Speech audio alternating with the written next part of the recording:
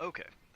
So you guys have just recently been pulled out of the sea by Ragnhild, and you were in sort of this seaside bay near Skadi, and Torvald, having scooped up some of Valior's ashes, had just sort of scattered them to the wind.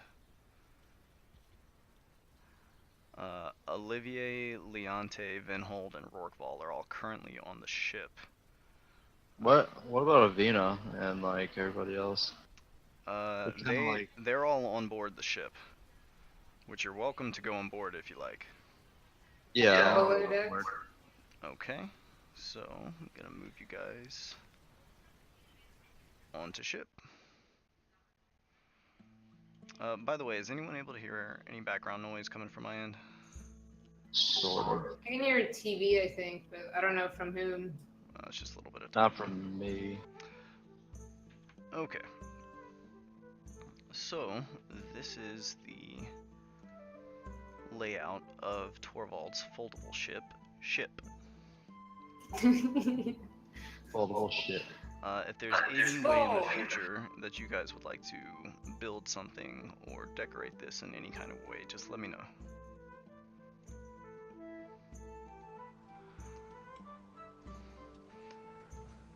So, a quick rundown. You guys are all up here on the top deck. The main deck is mostly yours to do with as you please. The middle deck is mostly occupied by the crew that runs the ship, all employees of Vinhold's. And the lower deck is where the Nerstrati gypsies hang out, with their caravans being stored beneath. Yeah. So coming aboard the ship here, you are all haggard and worn, having just come out of that rather traumatic experience down in the depths of the abyss. What sort of things would be on your minds?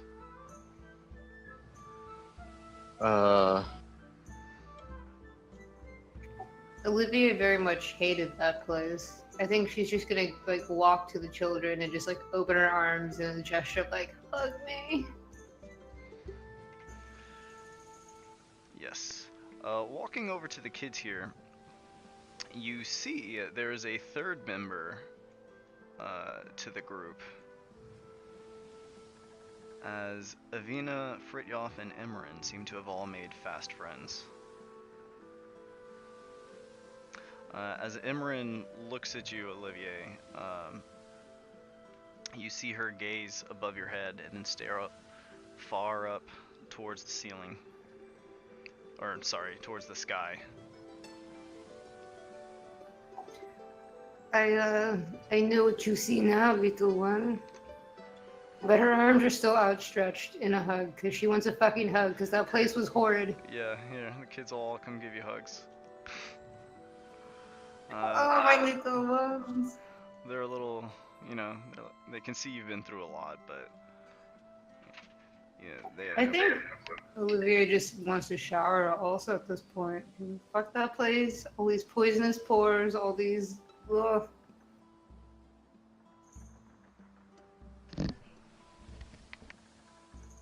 Sorry, come again? Or I just imagine if I were in that situation, I would just be like so depressed and gloomy and feel bad. I would just like first yes hug, then shower.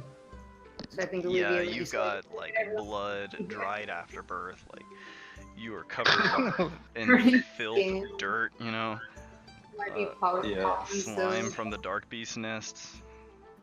You will see me in an hour, everyone. I'm going to go cleanse myself. And then she shudders deeply. Torvald nods. It's not really anywhere to bathe. You can jump into the sea if you like. Alright, doing that. Olivier running to the edge. Roll me an acrobatics check as you jump off.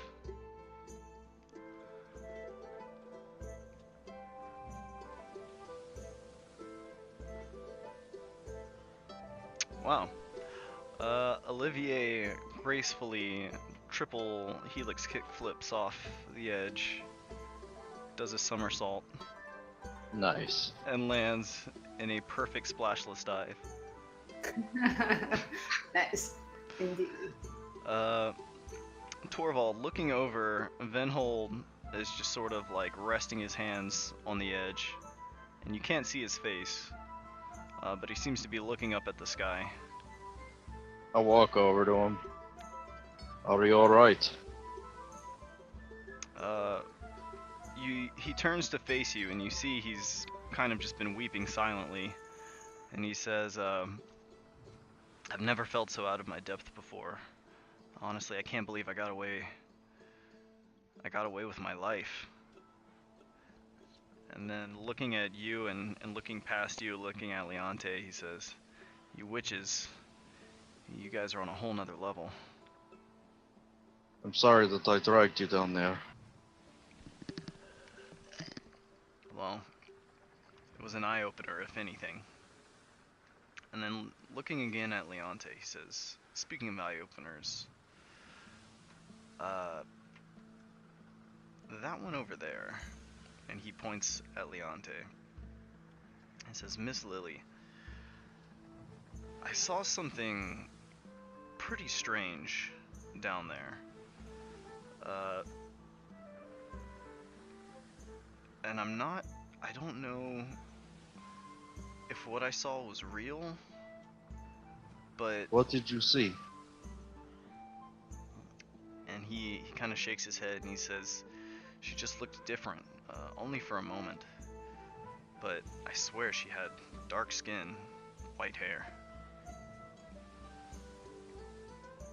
You would be correct. He I raises cannot an say eyebrow. much. And you must understand, it's for her safety.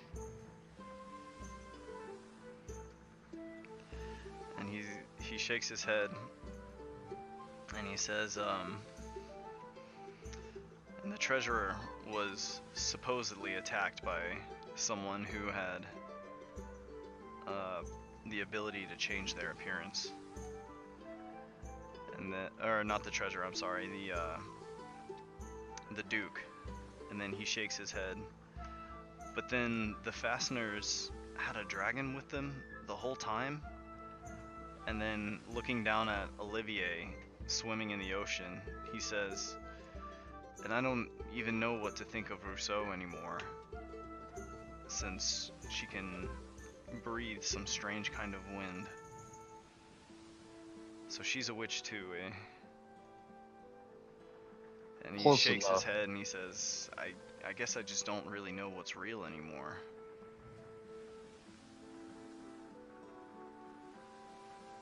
We've spent so much time in that city, and I can't imagine that you, spending your entire life there, would have known what was outside the walls. And he shrugged and he's like, well, I've traveled, you know, I've been to a couple of cities, but I've never gone into the deep wilds. And I don't know, I guess people like you lot just don't tend to come into cities where we are. Probably for good reason. I think people would be afraid of you. I can't say I blame them. Looking up at you, I'm looking up at the dark mark on your forehead. And he says, that thing down in that black hole, it took your arm. I don't even know if you remember anything. Did you feel it? No. And then he kind of puts his hands out in front of him, gesturing towards your arm. He says, but here, I can see the arm good as new. How could such a thing be possible? I don't know. I wanted to remove this taint from me. I never wanted this gift. And it seems now that it's become even greater. He sighs wistfully and turns to face the sea again. And he says, I don't know either, Torvald. But I do know I'll fall behind if I don't learn some of your tricks soon. I'll try to teach you, but it won't be easy. None of this has been easy. What's Rorkval doing right now? He's just playing around, like, looking at various objects aboard the ship. Okay. Olivier also eventually is gonna hook shot herself back onto the ship. You fire the grappling hook, and as the kids are all kind of casually talking, a metal hook suddenly like right past them, and then like kind of hooks against the edge right here, and you manage to pull yourself back up. And as you climb over, there's 3 little faces sort of looking at you in amazement. She's just gonna smile and be like, "Do you want me to show you how it works?" The kids are all, you can see they're a little curious, and they're like, yeah, what is that? What did you just do? Because they can see the device just sort of like fold up and like slide back into your bicep. Okay, she's gonna go about explaining her stuff to them. Okay, give them the science.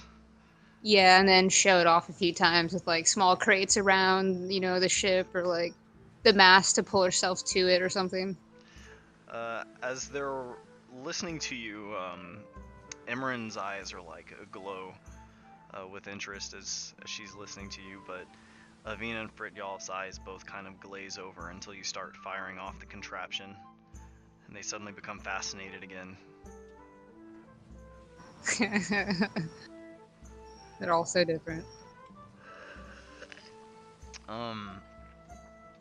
Is there anything in particular you wanted to do with this downtime?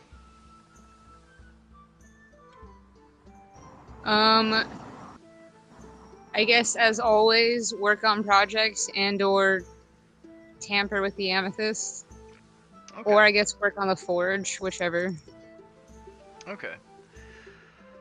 So, I since should probably go talk to the gypsy. What's her face again? But I'm kind of Isolde. afraid. Yeah, I'm kind of afraid. Yeah, that'll be a little awkward. But she's That'll down be there. later. When you attuned yourself to the dragon while you were in the ephemeral realm, and you were looking up at the dragon, and you made an Arcana check to just sort of like make an effort to synchronize with it. You felt like the first spark of what felt like a union, and that psi point that you have, when you use it now, you gain proficiency in a skill for about 2 hours, and you can do that once per long rest. So I'll get proficiency in a skill for 2 hours, Yes. once per long rest. And that costs you 1 psi point, of which you have exactly 1. How do I get those back? You just take a long rest. Ah, okay. Yeah. So you get proficiency with any skill. Like acrobatics or something like that, or towards like your checks. If you want to add it to a skill you're already proficient in, you're considered an expert in that, and you can just double it. Interesting. As the knowledge sort of just like fills your mind. She quietly says to herself, "Merci, Dragon South."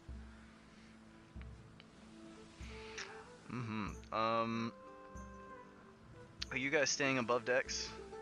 Was there anything y'all particularly had in mind? Me? Well, I tell Van Hall, I say, look, I need to go meditate. There's a lot to think about. Yeah, no kidding. Think I've got some thinking to do too. I'll see you later. We'll have a session soon. Right now, I just need to reflect on everything. Without looking at you, he nods and he says, "Yeah, took the words right out of my mouth. Take all the time you need." Alright. And I climb back down, I guess, to my little dinghy, or I don't know, however I get off the ship and go back to land. Okay. Alright, so you're going off to your meditative spot? Yeah. Okay. Couldn't find Olivia exactly the music you were probably looking for, but I explore. found something. What'd you say, Olivier? We'll probably explore the ship since this is the first time she's been on it. Okay. Alright. We'll go through that in just a second.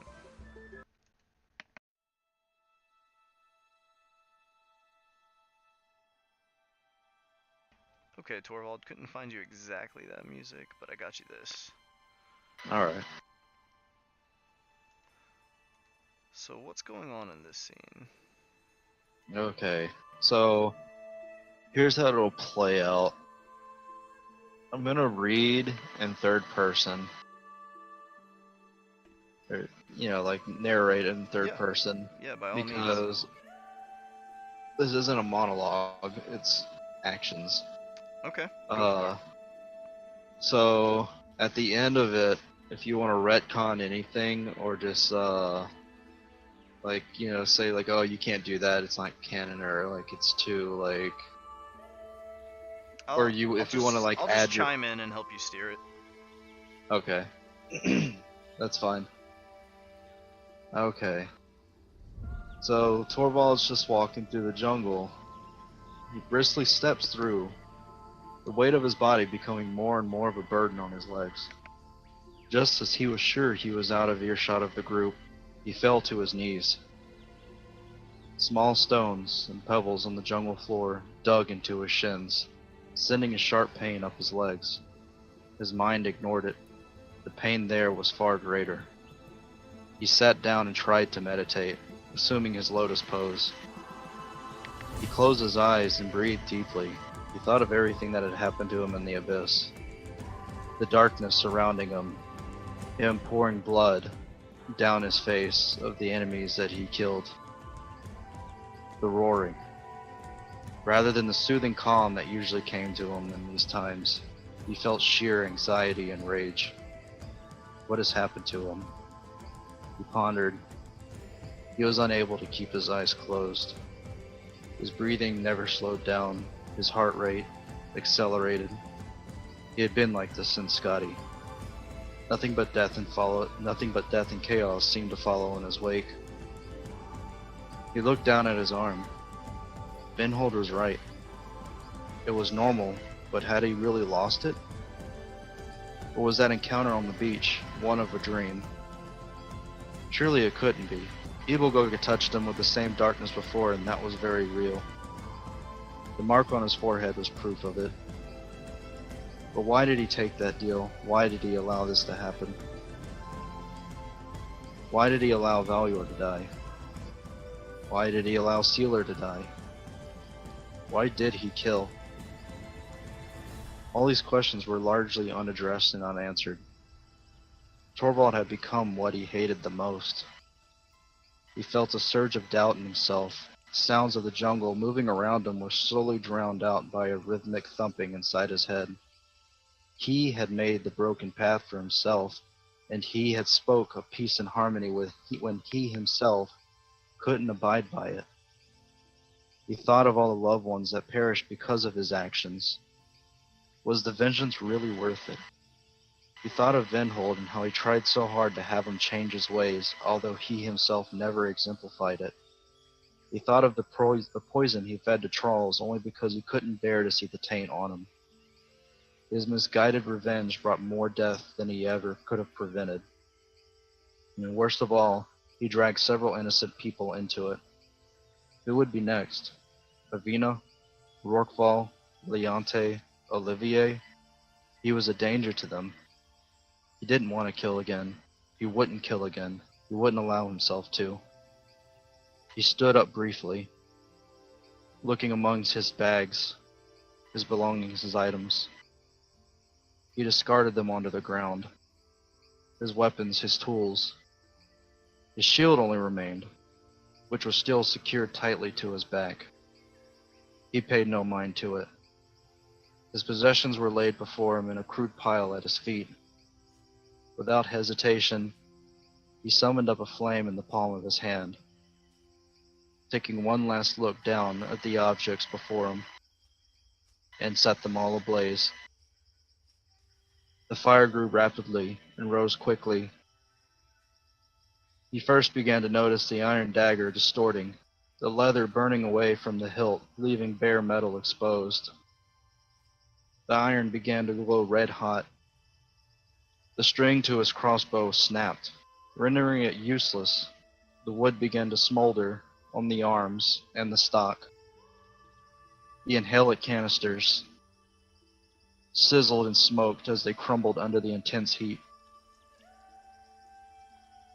Torvald still felt the turmoil, boiling inside him, slowly rising to the top. "One more thing," he grunted. He hoisted a spear up by the head. The sharp beetle horn-like appendage was glimmering slightly in the firelight, gently dancing. Torvald pulled it off the shaft, taking a few vines with it. He took one last glimpse and tossed it into the flames. It too began to smolder as the chitin bubbled and peeled away in bright layers as if it were the burning pages of a book. He watched silently as the tools that once defined him, crafted his art, returned to their basic elements. The sounds of the jungle were no longer audible to him. His breathing sharpened, his head pounding, drowning out the calm sound of his environment. He would not become what he despised. The rage filled Torvald more than ever, his skull throbbing rhythmically as his arm suddenly split down the middle, his skin coming apart at the seams, revealing a large, flailing tentacle. "So it is real after all," Torvald painfully grunted.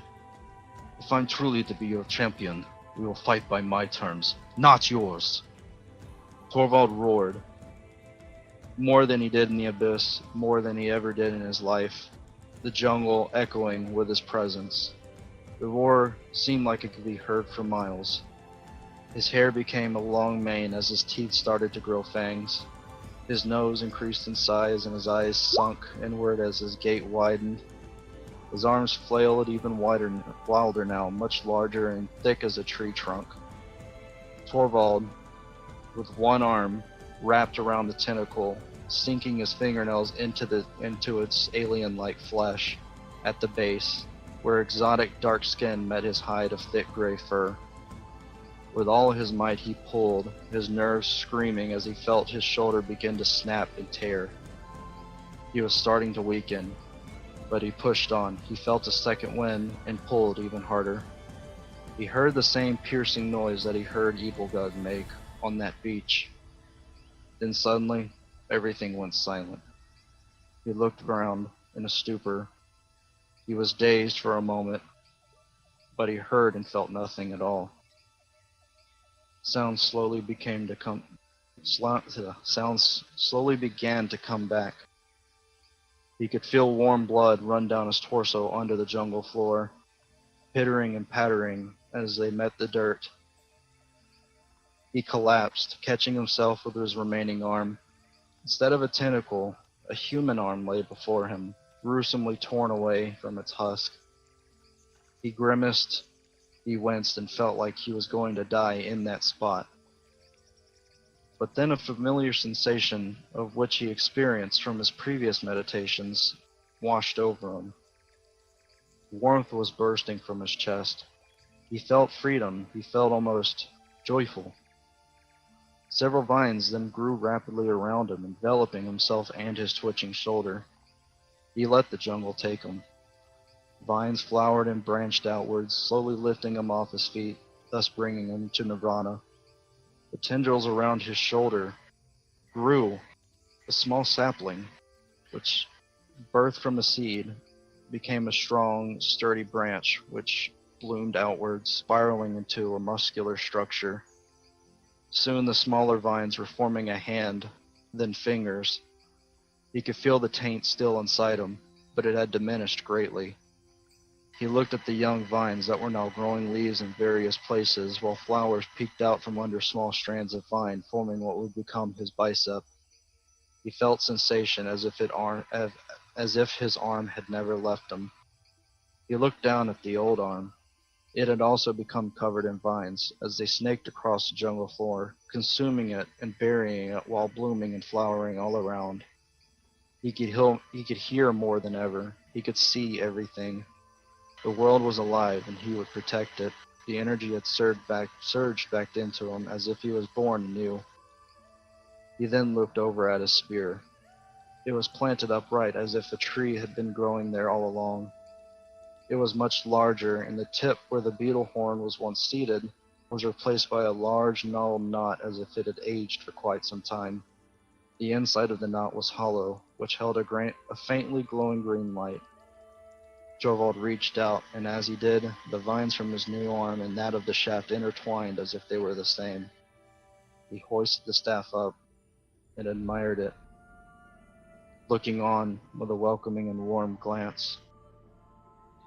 He looked back down the trail that he came from and proceeded down it. Torvald was finally free.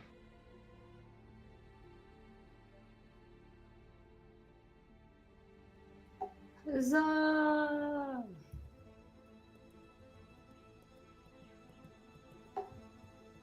The whole crowd stands up and applauds. I spent all week writing this, by the way. Bravo! I liked it. That was well done. Thank you. And very spiritual and symbolic. Now, Hunter, if you don't think I should have ripped my arm off, or you think like maybe it was too, like, because basically I was like getting rid of the arm of Evil Gug, but if it's still there, then that's fine too. My character doesn't know any better.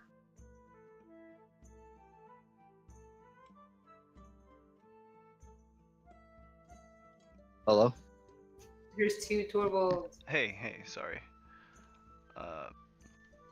Yeah, I am swapping out this token for you right now. Awesome. Yeah, that was awesome, dude.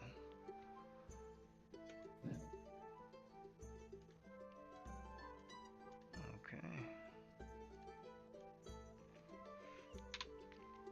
What's your typical health? 71. Jesus Christ. What's your current AC? Technically I didn't get rid of the shield, so it will be 21. 21.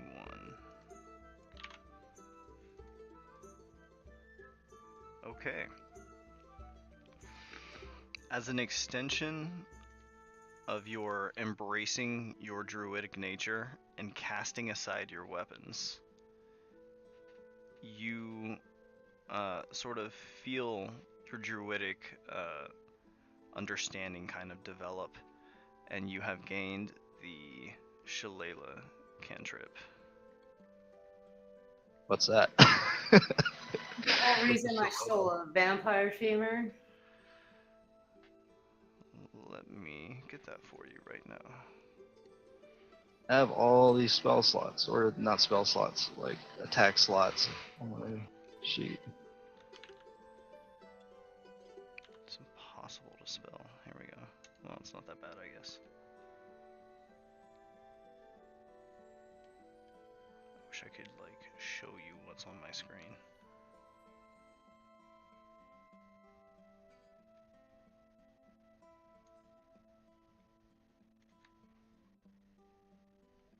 Wait a minute.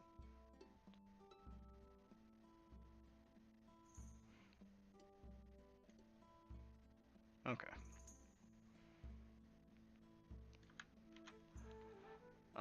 The way this is going to work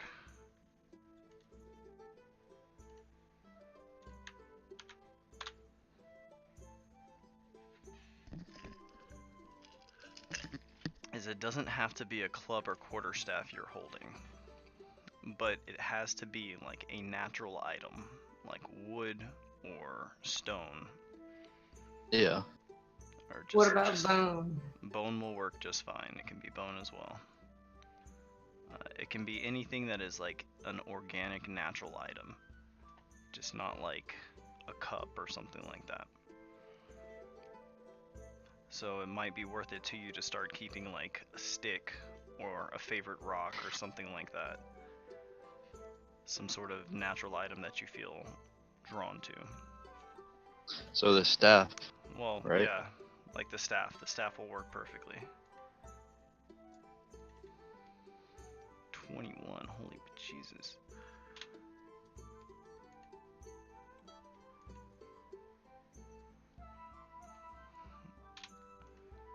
Okay.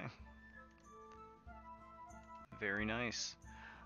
So I'm pretty sure the journey to Drifeldur from here, because that's where you guys are going, right? Yeah.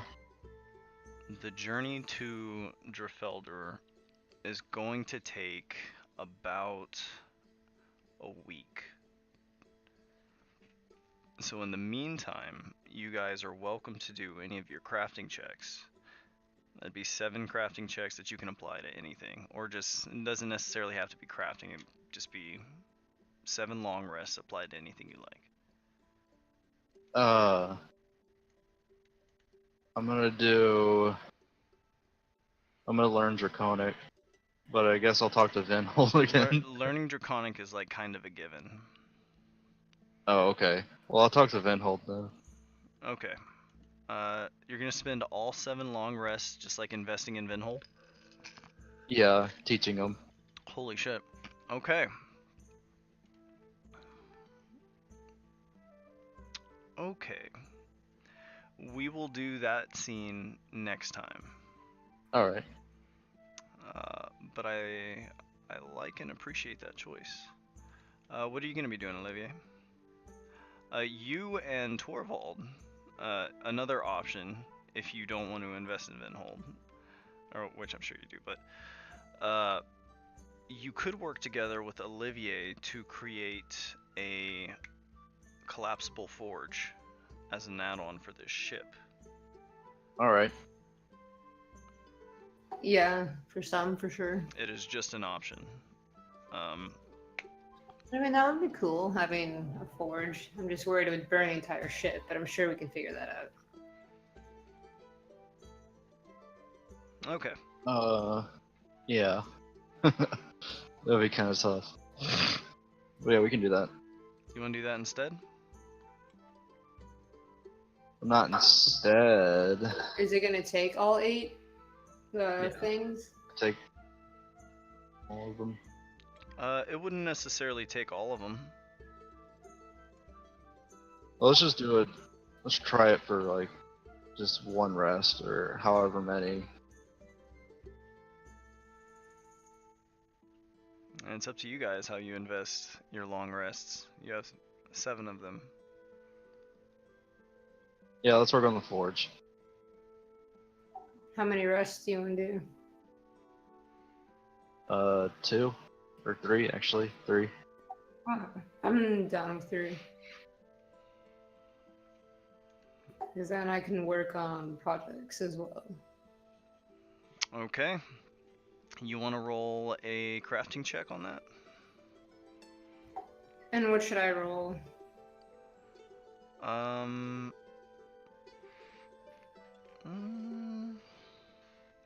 Let's see.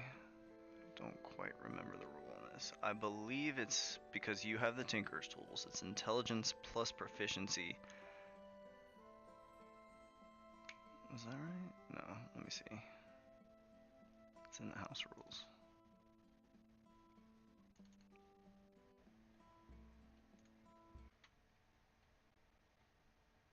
Whoops, I closed the game. Be right back. Knowledge kids. Choice of wisdom or intelligence. Definitely intelligence. Make an ability check. Add proficiency. Oh yeah, so it's just a flat intelligence plus proficiency. Well, okay. But since you haven't used your psi point, you are perfectly welcome to apply that psi point to your crafting check. I forgot already. You said it adds 2, or what does it do? Adds proficiency? It adds proficiency. So if you're already proficient in these tools, which you are, Which I am. you can double that. Double the proficiency? Mm-hmm. Might as well if we're doing all these long rests and stuff. So your proficiency is 3. So go ahead and add your intelligence modifier, which is... What's your intelligence mod? +2. Nice. Okay, that's a success. That's 1. Torvald? I'll just roll 3 times. 18. My first. Okay. And then my second 12. And then my last was like 8. So 18 was your first, 12 was your second, and your last one was 8? Yeah. Alright, so you have 1 success. Olivier, you have 3 successes.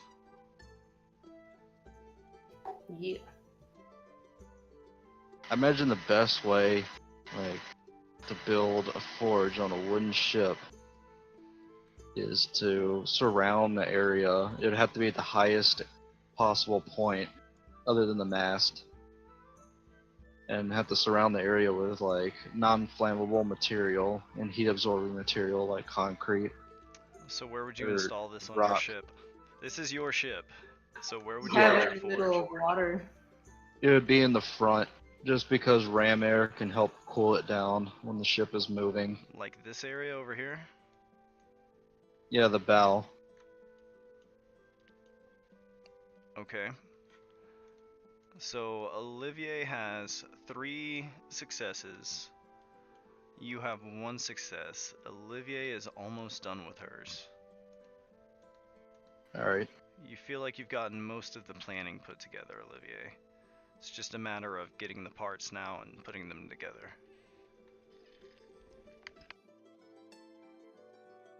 Non-flammable So material. 1 more success would finish the plans. You get the sense that that might be the case, yeah. So I wasn't gonna do it, but I might as well get it done if it's already this close. Are you gonna invest that 4th long rest? You only have 3 left after that. I'll use that long rest. Yes, and I rolled a 19. Alright, you are done with your part. You've done Alright, everything you can at this point. 18 for my 4th. That's a 2nd success. You feel like you're about halfway done. Screw it. Okay, 2 more. 14 and 21. Alright, you guys are done. Yeah. It takes a while, but Olivier, you are able to layer very thin stone slabs into what's essentially a tile. And using this, you guys sort of build it across the floor and make a forge on this area. Nice.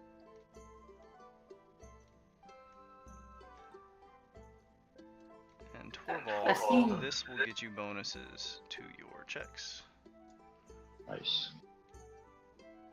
Or rather, you'll get more bang for your buck on your successes. That's really what it does. Thank you, Olivier. Thanks. It is my pleasure. Okay, so you each have, what, 3? Torvald has 2 more, and Olivier, I Yeah. think you have 3 more. Yeah, I have 3. I'm gonna make that smoking bottle thing as well for one of these checks. Okay. I'm gonna go talk to Avina.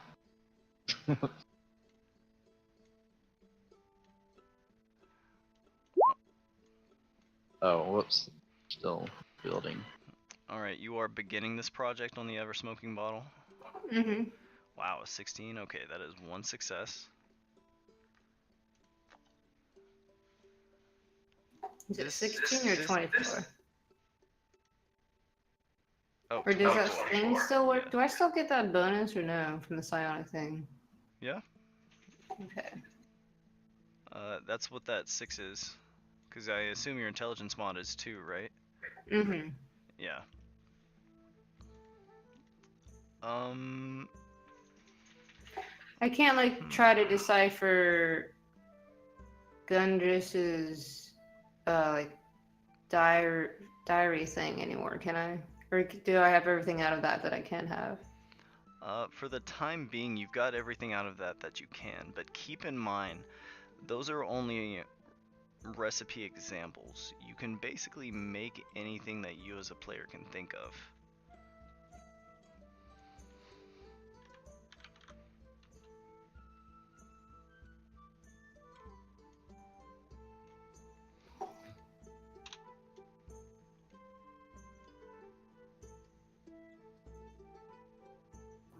I'm gonna spend a long rest focusing on the amethyst as well, and thinking of the dragon again, and getting in tune.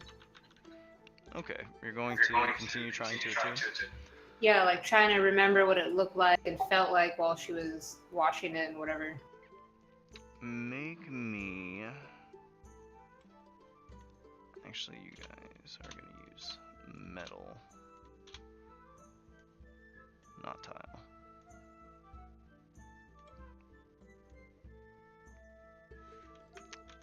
Sorry, go on.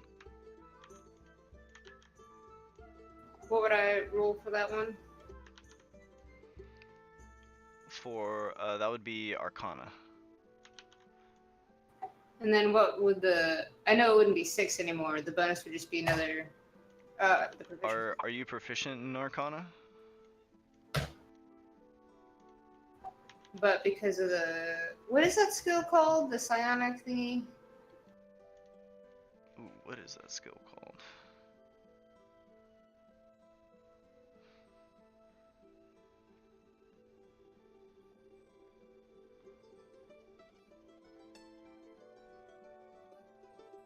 Call it Draconic Insight.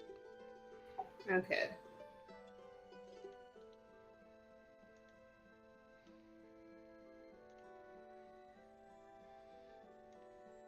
Is that still active?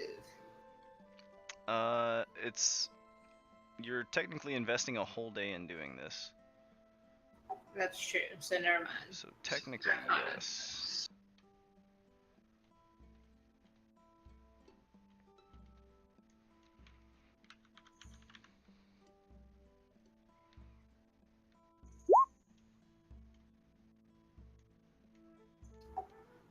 Sh- 15.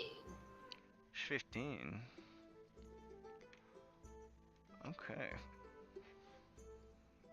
Okay, noted. You continue to focus in on this amethyst, and you're reaching and reaching. You know there's something there because like you felt the tiniest spark of it before, but you're just not like connecting to it like you were. And as you're cupping it in your hands, you kind of like make it dark around the amethyst, and you notice it's not glowing like it was before.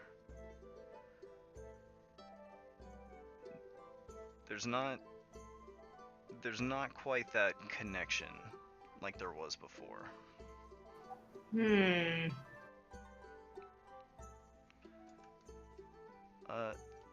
Torvald, make me a perception check. Alright. 1 second.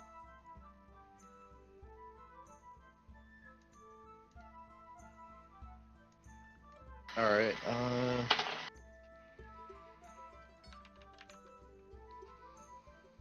12. 12. Okay. You hear a quiet yawn, but you can't quite tell where it came from. You sort of look about you, but nothing seems to respond. There's nothing in sight. Nothing in sight. What? You're on the ship. I mean, At this point, you're probably like sitting in your room somewhere. Where would you be sleeping? Oh, I'm sleeping? Well, like, if you're spending days aboard the ship, like, which room would you take? Where would you go? Probably be somewhere on this floor here, but you're welcome Yeah, to be anywhere. probably. You too, Olivier. Which room would you take? I'd probably be sleeping in the cargo area with Dorkfall. The cargo area? Yeah, wherever that is. Okay. There is an unused room in the corner back here, across from Eager the Apothecary.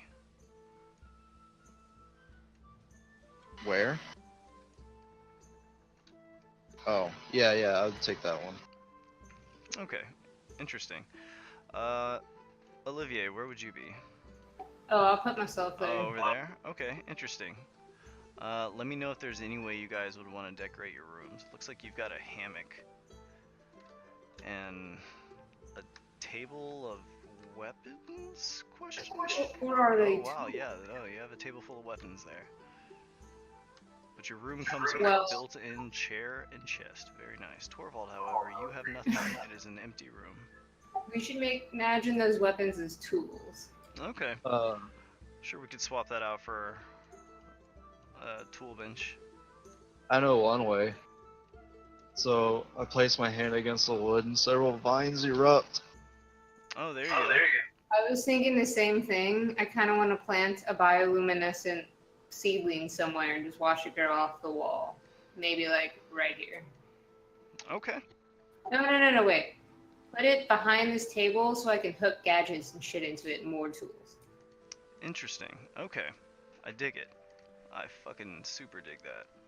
Let me get you set up with that.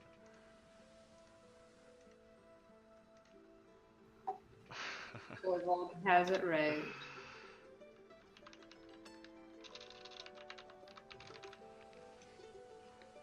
From far away, it looked like tools, and I was like, that's the perfect area. It's like isolated a little bit, but at the same time has a workshop. Yeah. It's like everything you need right there. I'm gonna have to walk through all these hammocks and people to get to my room. So let's get you set up. I have a feeling Leon's had one like this room here. She will have her opportunity to pick. Kind of glows that color there. And grows alongside the wall.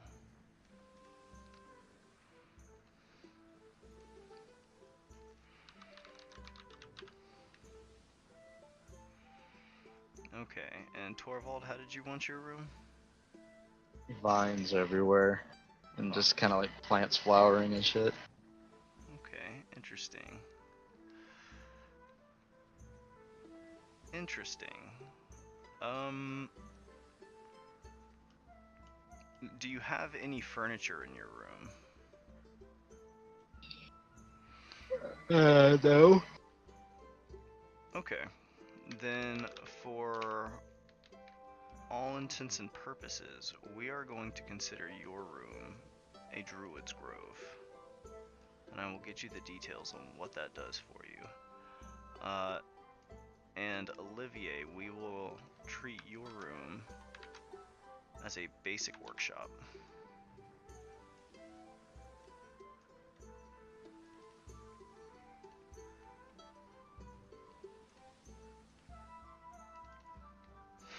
Interesting. Okay. So over the next few days, you three. Also, pint mugs on the table with, fruit or flowers. Okay. I'll add some beer mugs in there. I'm having trouble finding you a workshop. So over the next few days, the group of you all journey to Drifeldur. First arriving after a few days aboard this ship, you sort of make your way along these rocky cliffs and it takes you all a while to land. You'll have a hard time. The shores are very uninviting. There's really nowhere safe, which is a big part of why Drifeldur is so isolated. Once you guys finally do find a place to land, you're met with harsh cliffs and valleys. I like that I'm just hanging from the tree. Yep. You are totally able to. Love it. When you do finally make your way across these mountains, you're met with treacherous, just like lush but very easy to get lost in jungles. Torvald, fortunately, is able to make his way through here with relative ease, and he makes the journey much, much easier for all of you. Can I roll nature to like look at the plants, see if there's anything familiar or useful? Yeah, go ahead.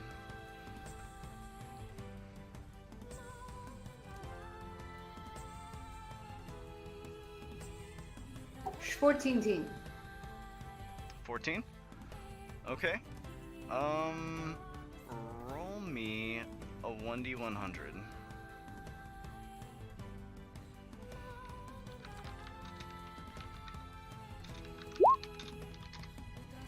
74. 74.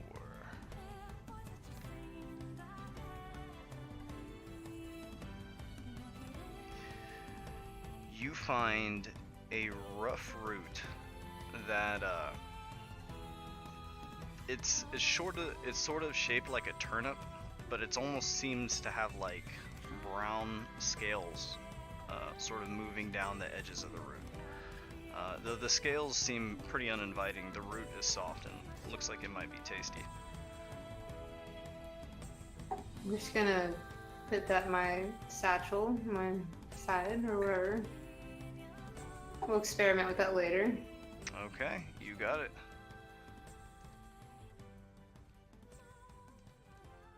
Are your senses tingling, Torvald? Do you have senses? No, I believe not. Oh, okay. Oh, see? Or not see. Oui? See? Just thought I'd ask. Yeah, I don't know. Maybe nature is saying something and he can hear it. She doesn't know.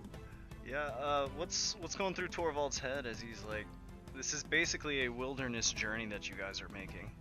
Yeah, he's like, where the fuck is this guy? Like, okay, so what in the book did it tell me? Okay, let me see. The book told you...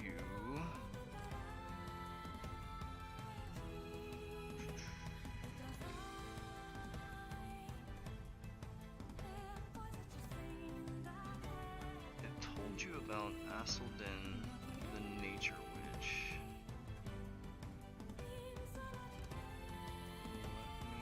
Let me see what all it told you though.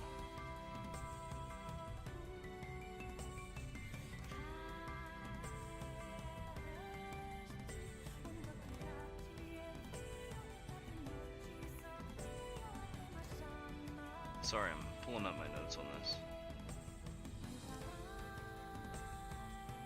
Kinda gotta dig a little bit.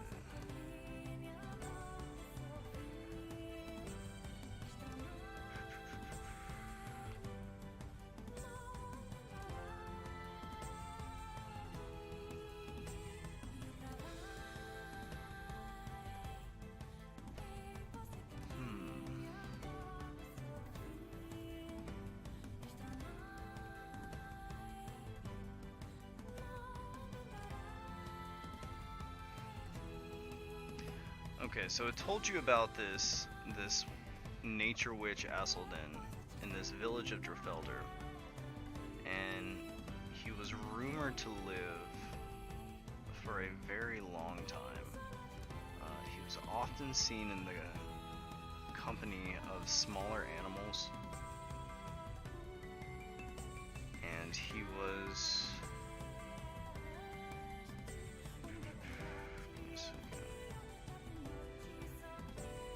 I don't want to slip up and say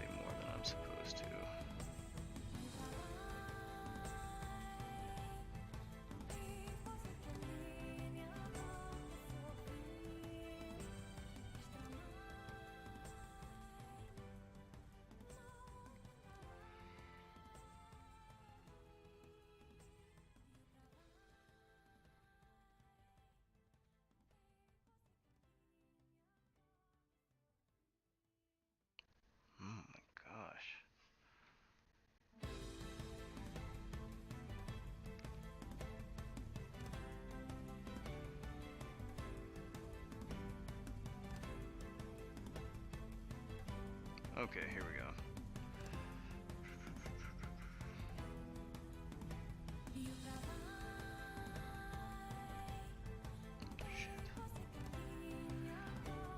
Okay. Here's what I can tell you off the top of my head. I'm sorry, I'm having a really hard time finding them in my notes right now, because I just have like a huge amount of notes. But basically, he was this guy,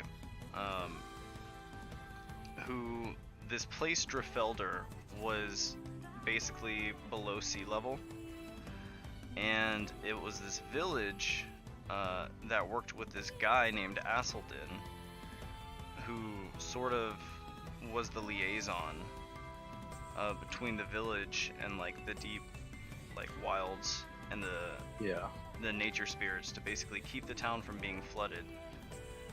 And these spirits were rumored to be able to control the weather, which basically also gives them power over the harvest. Yeah. That's it. And that is about it. Alright. So I'm gonna try to like sense in the jungle. Sense anything naturey. You sense a lot of naturey things, being in the jungle as you are. Is anything speaking to me? Yes. Make me an animal handling check. Animal handling check? Mm-hmm. Oh, I haven't looked at that one in a while. 14. 14? Yep. You notice there is a complete and total absence of birds around you. It's kind of strange, but there are no bird calls going on right now. It is completely and utterly silent as you guys trek through this forest. I cautiously trek through. Okay. As you guys continue through the forest, you step out into a clearing to be met with a rather bizarre sight. What is this? Before you is the ruins of what looks like a small town in the valley of Drifeldur. However, it seems to be in quite a chaotic state. The fuck, man? Olivia like looks at Leonte. Goddamn cannibals. So, looking down at the water, you see the town in general seems to be flooded, and there are floating bodies of dead raiders here in the water. The town seems to be surrounded by this sort of constant storm, which seems to spring up small tornadoes here and there, and spouts of flame and lightning sort of streak across the sky and strike in various points. There are small fires on the roofs, and just various parts of these buildings that sort of burn for a little while and then go out, only to reappear somewhere else. And there are ice crystals that seem to be growing sporadically throughout the town. I checked the body. The body is for like obvious damage. Or The bodies are pale white and bloated. Olivia's gonna. Well, probably bloated from the water being submerged. Which means they've been there for a minute. Can Olivia take her spoon out of her arm and like try to stir the ice on the thing, see if it melts it? Yeah, so taking your spoon, you sort of like clink it against the ice a little bit, and as you do so, some of it starts to melt and fizz and pop as it suddenly becomes boiling hot, which just sort of like pops against the ice. And do you just sit there like continuously stirring it? Or do Well, she was just seeing if it would work. Yeah, you're just experimenting. So yeah, as you remove the spoon, the water just sort of like settles and refreezes. Huh, she says to herself. Is there any way to like traverse this water? Because I know we're not Jesus. I mean, yeah, you can just walk into the water. Is it like waist deep above our Yeah, head? it's about waist deep. Like, above your belly button, below your chest. Olivia just like looks back at Torvald, not even turning her head, just like seriously looks back and is like, "Shall we go this way, or what do you think? I just hope lightning doesn't strike us while we're in the water. That would suck." I'm willing to take my chances. So I get in the water. Olivia just shrugs and follows after. Okay. What are you guys looking to do exactly in the water? Are y'all just gonna venture deeper into town? Yeah, venture where, deeper where into this town. tornado takes us. Venture into the tornado? Well, it worked for yeah, never mind. Let's just go to let's Okay. just explore. Okay, we will go ahead and call this here, because this is essentially the introduction to Drifeldur. Alright. And then once we have Jacob with us, we will carry on from there. Alrighty. So this is basically what you're looking at here is a ruined town with dead raiders in it too, that appears to be in some kind of chaotic elemental state. Magic, I say. Can't wait to fucking pillage it. All the loot. Alright, Torvald doesn't do that shit anymore. Put that He's just life gonna be a behind him. tank that like talks trash and gets people to hit him. That's basically what he's gonna be. Nice, nice. Okay, cool. I'm gonna go ahead and stop the recording here.